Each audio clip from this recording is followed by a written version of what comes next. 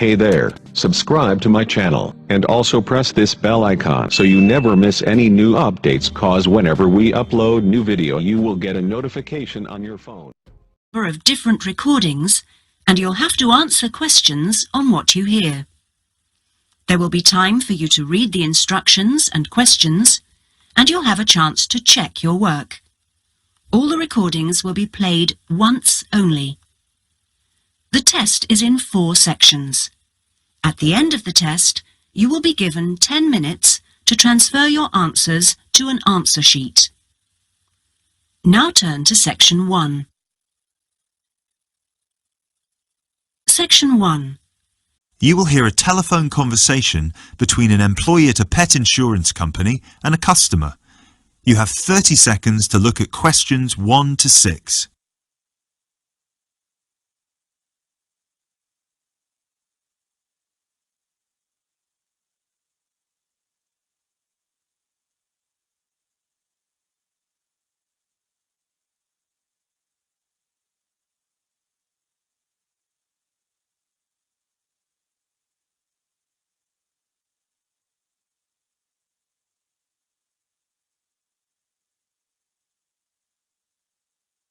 Pet Protect UK, how can I help?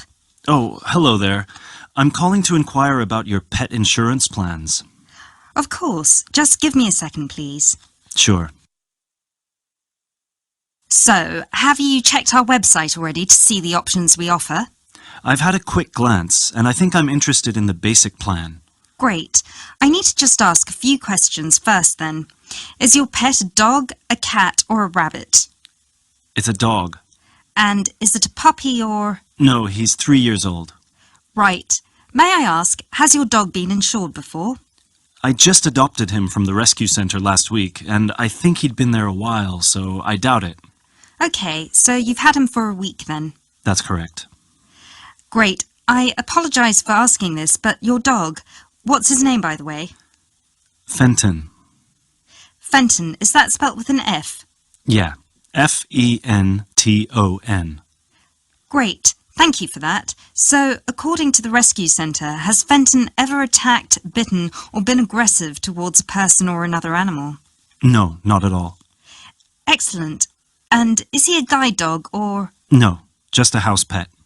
Great. And you said he's 3 years old. Do you know the exact date of birth?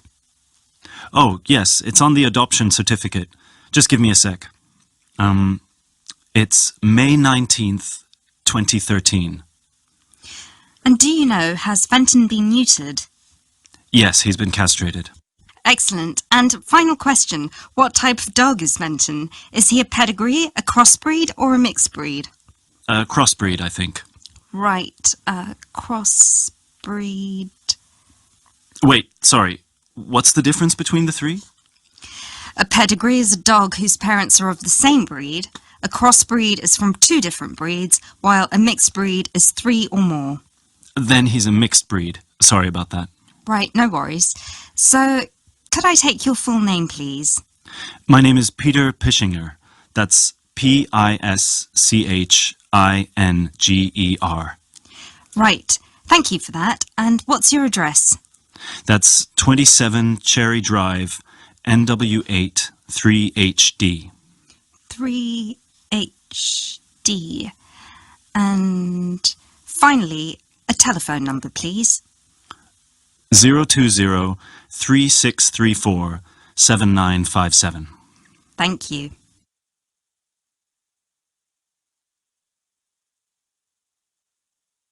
You now have 30 seconds to look at questions 7 to 10.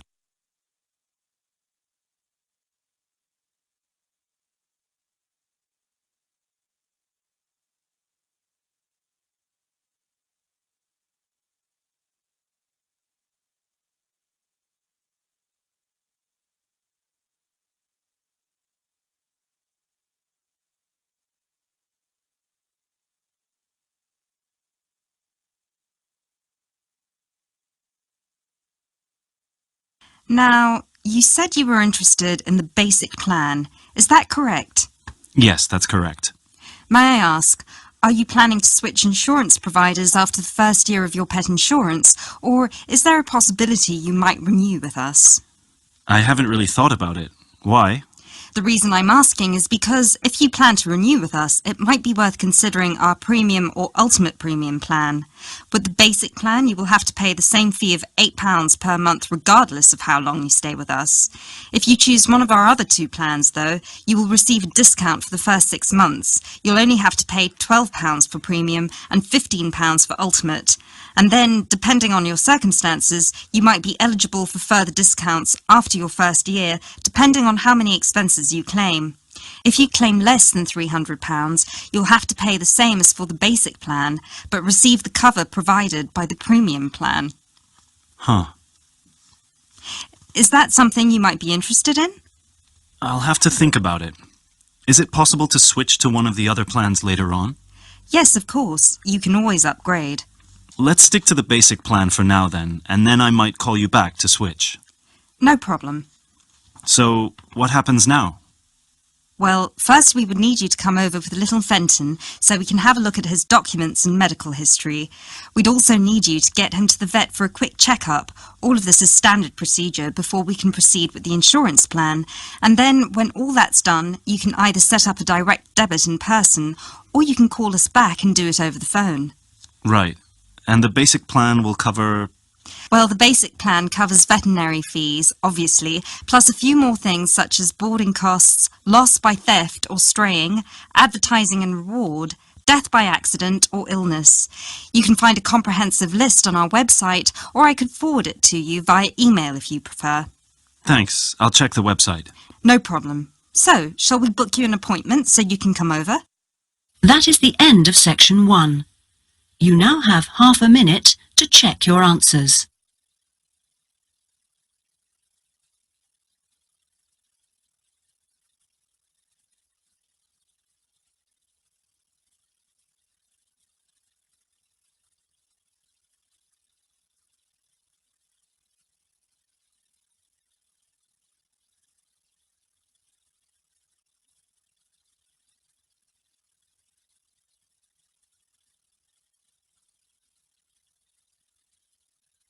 Now turn to section 2.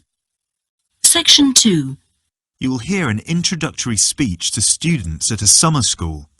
You have 30 seconds to look at questions 11 to 14.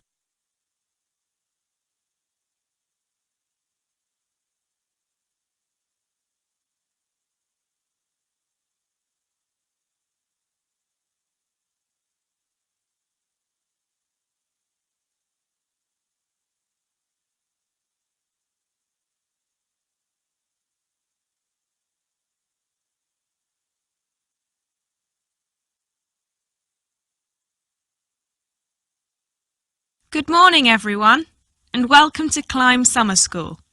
Now, I know most of you have travelled a long way to get here, and you're probably looking forward to settling into your rooms.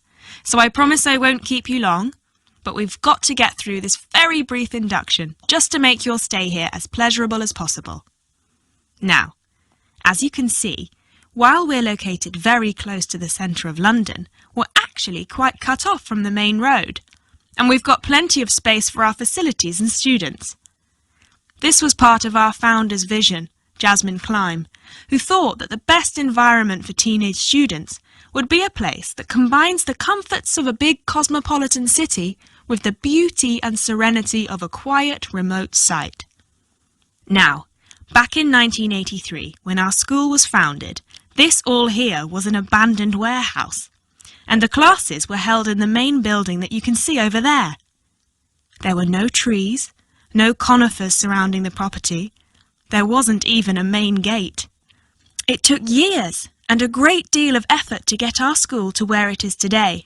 And I'm sure that if you take a look at page 34 in your brochures, where you can find a picture of what the school used to look like back then, you'll agree that the changes we've made are more than impressive. But it's not just the facilities that make Climb Summer School special, obviously, and I'm certain you already know this. Over the following 10 weeks, you'll receive an assortment of classes on a variety of topics, ranging from language, literature and poetry to creative writing, communication and project management. All of these modules have been designed to improve your chances of getting a place in the universities of your choice, while also giving you the opportunity to learn, excel, and of course, also socialise with people from all over the world.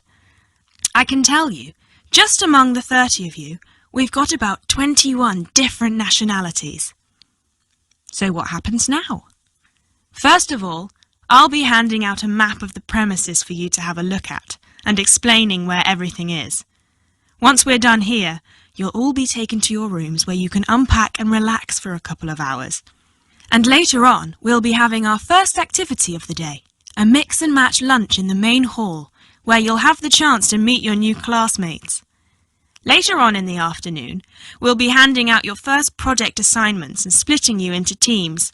And tonight we'll be having our very first film night, starting with an early 20th century special.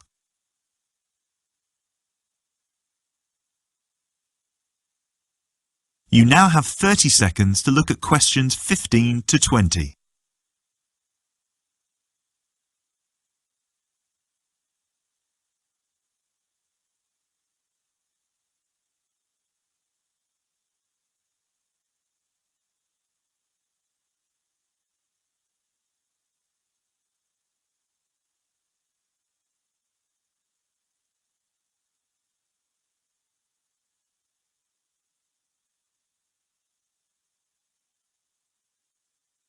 So, let's get on with the map.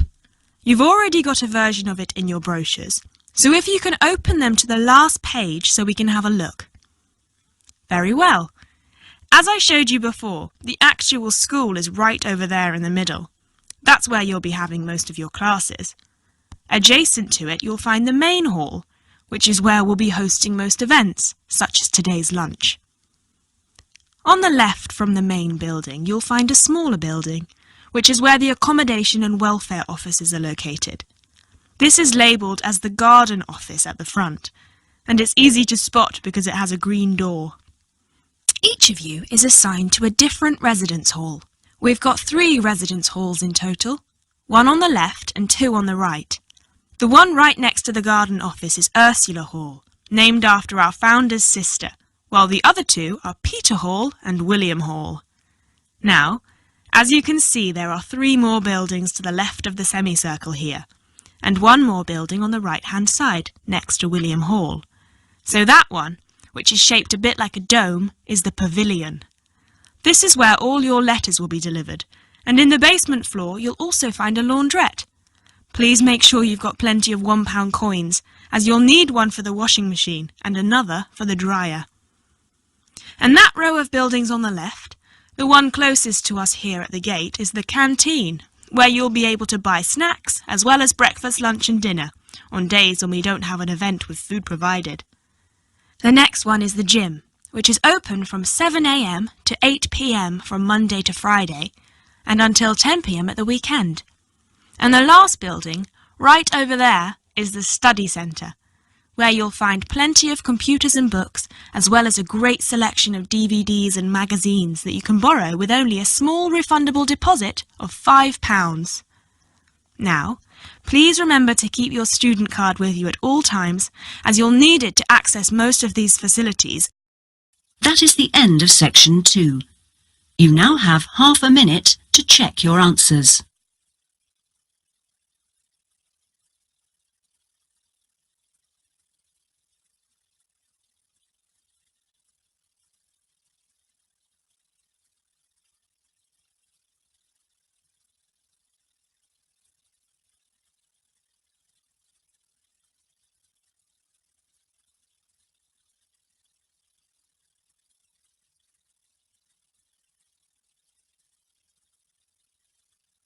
Now turn to section 3. Section 3. You will hear a conversation between a university lecturer and 2 students. You have 30 seconds to look at questions 21 to 30.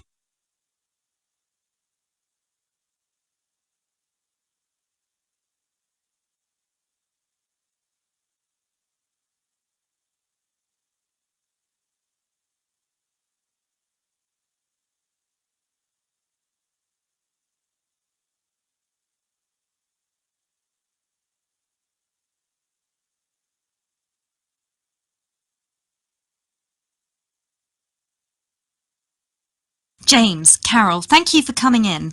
Have a seat. So, I take it both of you have completed your interviews with the managers? Yeah. Right. Great. Remind me, who was supposed to do the interview with the manager from the chain supermarket? That was me. Right, so that means that you were going to do the interview with the clothes shop, Carol, right? Yeah, but we decided to swap at the last minute, so I did the supermarket instead. Okay, so let's start with you first, Carol. If I remember correctly, you reported that your interviewee was very difficult to get through to. Is that right? Yeah, he had a very busy schedule, so it was hard for him to fit me in and show me around the store and everything. We had to reschedule about 3 times before I finally managed to do the interview with him. And how was it for you, James? Oh, I had no issues at all. I just went in on a weekday and the shop was empty, so we did it right there and then. Great. So, Carol, how did you find the management scheme? Let's start with how they recruit their trainees. So, according to the manager, the way it works is that the graduates go through a rigorous recruitment process that includes an interview with a panel and a trial day. Then they have to go through a probationary period of 3 months, and if their performance is satisfactory during those 3 months, they're offered a place in the scheme. And yours, James? Well, it's quite similar to Carol's, actually. The only differences are that they're on probation for 6 months and there are 3 individual interviews instead of a panel. Oh, and you don't need to be a graduate. Sometimes they recruit people internally for the scheme if their performance suggests they could be a good fit for it. Okay, and how about the training offered? Carol? It's all very on the job. Trainees start at the bottom as shelf stockers or delivery merchandisers. Then they slowly move up the ranks by becoming cashiers, shift supervisors, assistant managers, and finally managers. It's actually very similar to what any employee would have to go through if they wanted to become managers. The only difference is the timescale. The whole process would normally take more than 5 years, but in the scheme they cram it down to 3. Right. James? Well, again, very similar to Carol's. The only thing is that there's also plenty of external training involved. People on the management scheme are sent abroad for 6 months, usually to Italy or France, to witness firsthand the production of a new season's collection. So they spend some time with the designers and they tour the factories where the clothes are produced. They also receive training on management skills through college courses paid for by the company. And how long would it normally take someone on the scheme to become managers? It depends on their performance, but normally about 2 years. There's also the part-time option, though, which would take about 4. Oh, no, sorry, 5, because their probation period is a year instead of 6 months. Great. So, what was your overall impression of the scheme from your interviews with the managers? Well, the manager I spoke to was very friendly and incredibly knowledgeable. He had been through the scheme himself, and he attested to its efficiency and helpfulness. The only criticism I'd have is what James said. In their company, there's almost no external training involved, and I think it would be useful to send graduates to courses at further education colleges to improve their general knowledge and understanding of management skills. But overall, yes, very positive. Great. And you, James? The same as Carol. The manager I spoke to was incredibly friendly and eager to promote her scheme. She hadn't actually gone through it herself, but she was very involved in the process, both in training and in recruitment. She's actually one of the 3 people who do the interviews for the new trainees. And I really like the structure with the classes at college. I think that's very useful and it improves the trainees' chances of getting another job eventually, should they decide to leave the company in the future. The only thing I have to say against it is that 2 years is too short in my opinion. It should really be closer to 3 years, as I imagine the trainees would get exhausted fairly quickly with all this information fired at them in such a short span of time. Thank you both. So now you know you need to compare your 2 interviews and decide which scheme would be most beneficial to someone from a disadvantaged background. That is the end of section 3. You now have half a minute to check your answers.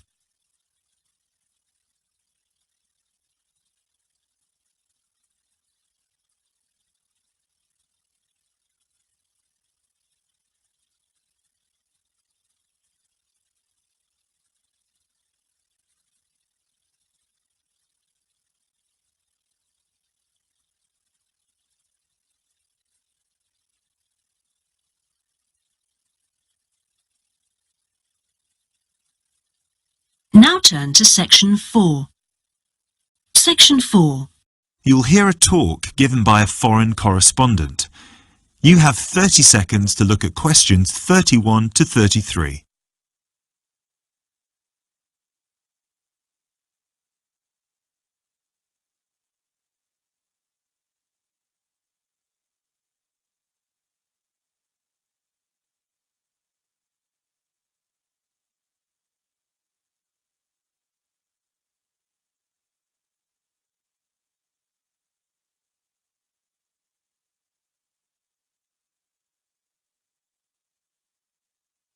Good evening.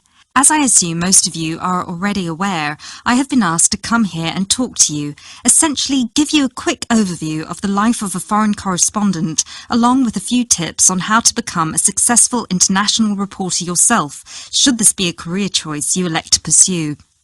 So let me start by this. Don't become a foreign correspondent, at least not due to the romantic notions that come attached to this job, or what you've seen in the movies.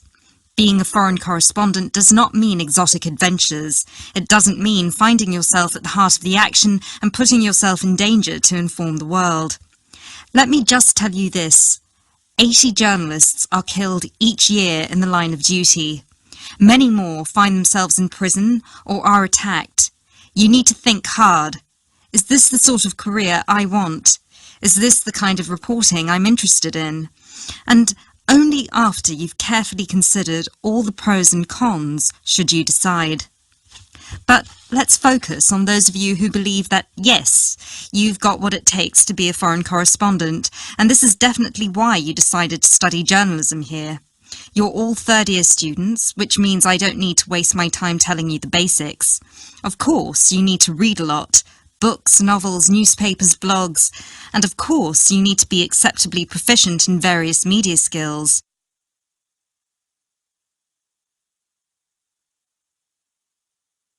You now have 30 seconds to look at questions 34 to 37.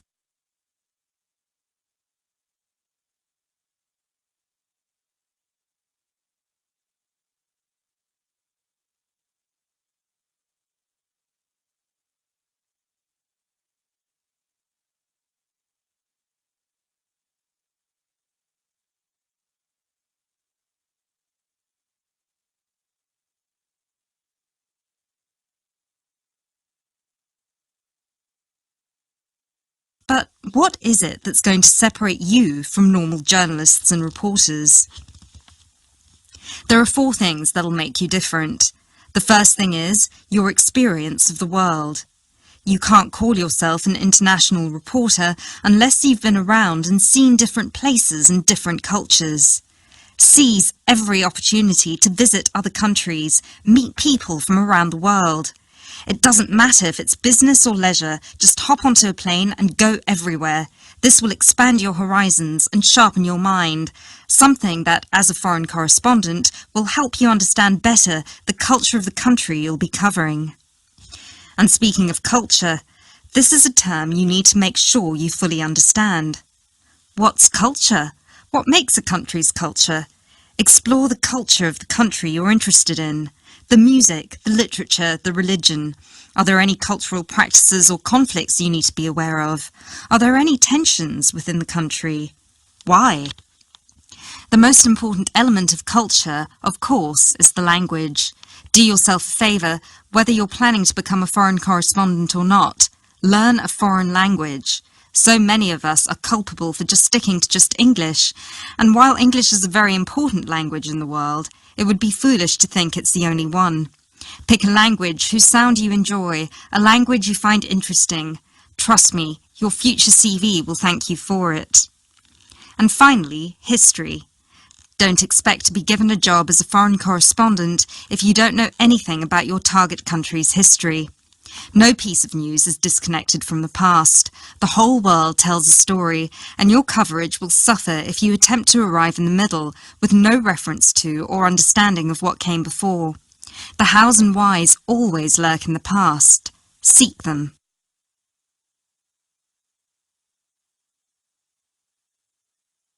You now have 30 seconds to look at questions 38 to 40.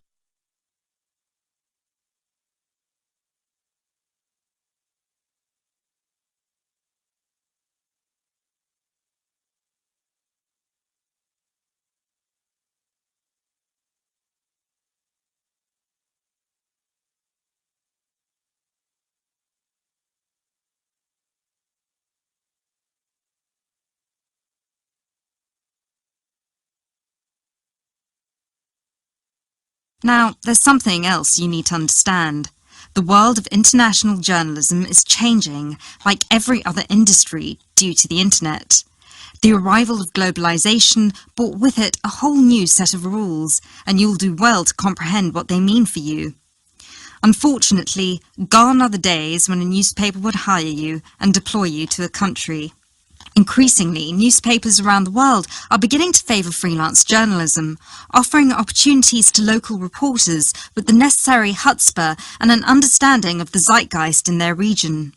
What this means for you is that you won't just have to start at the bottom. If you want to sustain yourself as an international reporter, you'll also have to pursue many different avenues at once. You'll need to persevere and push and build contacts everywhere. An old student of mine, a terrible student at university, but an incredibly intelligent woman, she came to find me at a conference that was recently held in Yemen, where I delivered a speech on the future of journalism. She was working for 3 different newspapers as a freelance foreign correspondent, one of them The Times, and she told me that the one piece of advice I gave her that stayed with her and helped her with her career was this: don't be afraid to fail. It will happen over and over again. It's how you deal with it that matters most. So keep this with you, this one piece of advice. Oh, and don't forget, your passports need to be kept current at all times. Thank you very much for listening. That is the end of section 4. You now have half a minute to check your answers.